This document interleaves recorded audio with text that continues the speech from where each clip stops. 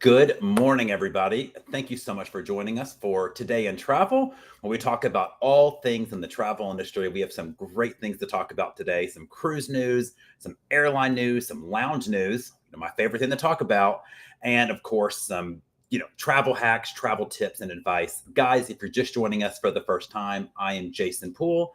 I'm a travel advisor with Cruise Planners and love talking about all things travel. So let's dig right in.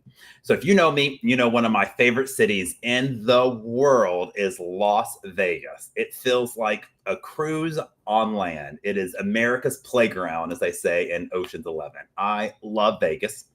Well, we just found out today a W is coming to the Strip. So MGM and Marriott are strengthening their partnership, putting a W on the Strip, right where the Mandalay Bay complex used to be.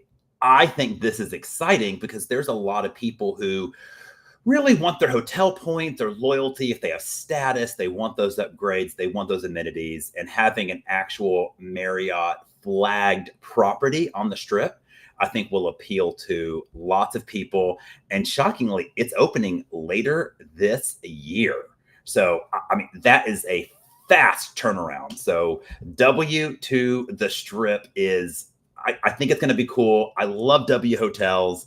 W Barcelona, one of my favorites. W Nashville, always a great time. So this is kind of exciting news for those Las Vegas fans out there. And if you're not a Las Vegas fan, you're just kind of a boring person. You need to do it right. Just kidding. I love Las Vegas. Okay. Now, let's say you're going to Las Vegas and you are going to connect through Salt Lake City. There's some cool news. Salt Lake City is getting a Delta One lounge. Now, what is a Delta One lounge? Salt Lake City already has Sky Clubs. What's the difference?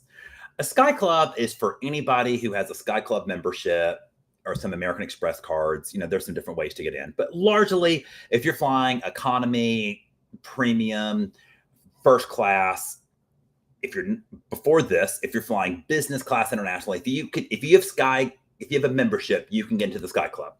The Delta One Lounge is completely different. This is what we see in LA, just opened. We see it in JFK. American has this. They're called the Flagship Lounge. And United has this called the Polaris Lounge. So this has nothing to do with if you have a membership to the lounge. This is all about, are you flying international Delta One, international business class? So these lounges are much more elevated, full restaurant, massages, like there's no pay to get in. It is, are you flying business class? Yes or no? That's who gets in. And look, we keep it fair and balanced. Delta was very behind in business class lounges when their neighbors and friends at United and American have had it for some time. So really great that we're seeing them roll this out. LA's looks beautiful. I've seen the one in JFK. It is stunning. So Salt Lake, that's pretty big. It's a big hub for those going to Asia. So good on you, Delta. Desperately needed. Now, let's say you are tired of not having enough Delta One lounges laying around. Let's say you want to try something new. This is the time of the year, myself included, where everybody's talking about their loyalty. How much do I want to spend the rest of this year? Do I want to try to hit that diamond with Delta? Do I want to hit that executive platinum with American? Well, American has come out and said, hey guys, we're doing a status match. And pretty much all the big guys are in on the list, and you can submit proof of your status with American, and they will match your status for a few months to let you kind of jumpstart to see if you like what American has to offer, if you like the upgrades, if you like the way they do their system. So I think this is really great news. I know some of my friends over in the American camp aren't real happy about this because more loyalty members means fewer upgrades for them. Totally understand their frustration with it. But look, it's a game of trying to get as many customers as you can. An American senses blood in the water. There's a lot of people who aren't going to hit their Delta status. And this is the time for them to think about trying out a competitor. So Good luck, American. Now, staying on American, I am absolutely obsessed with this. How many times have you been boarding a plane and they'll do like pre-board, military, people who need extra time and assistance? Great. And you see people go down who clearly should not be pre-boarding. And then like, all right, zone one. And then, the people who booked economy last row just rush up.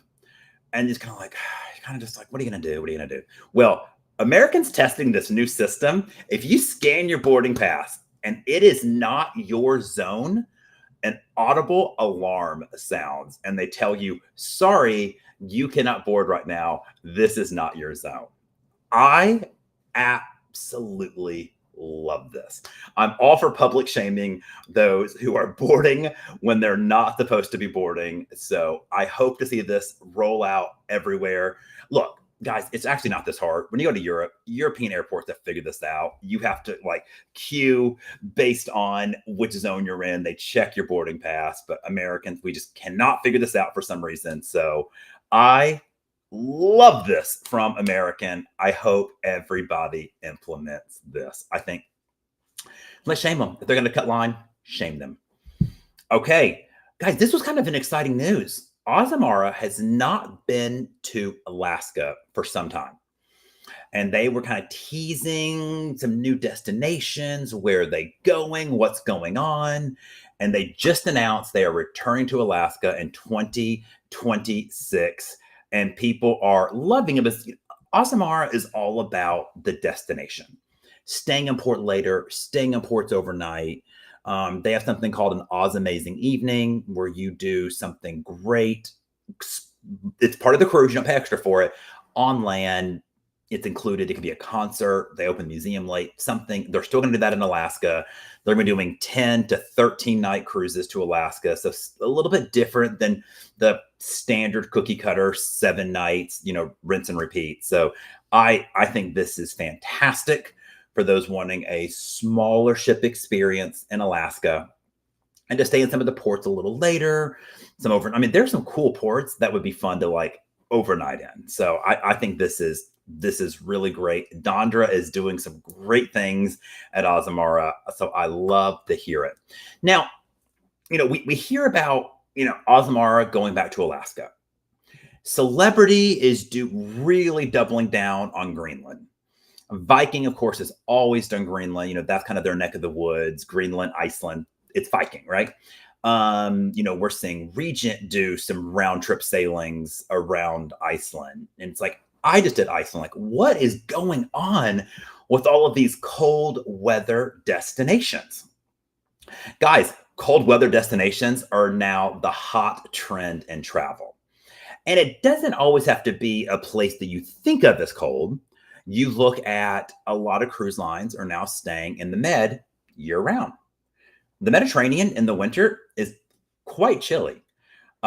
We're seeing a lot of land operators like, your Colette, your Globus of the world. They're really doubling down on these shoulder season trips and like Europe. I had a client call me a couple of days ago. They wanted to do this Italy trip with Colette in the spring, like early April. So, kind of early, sold out. Could not get them a space, sold out.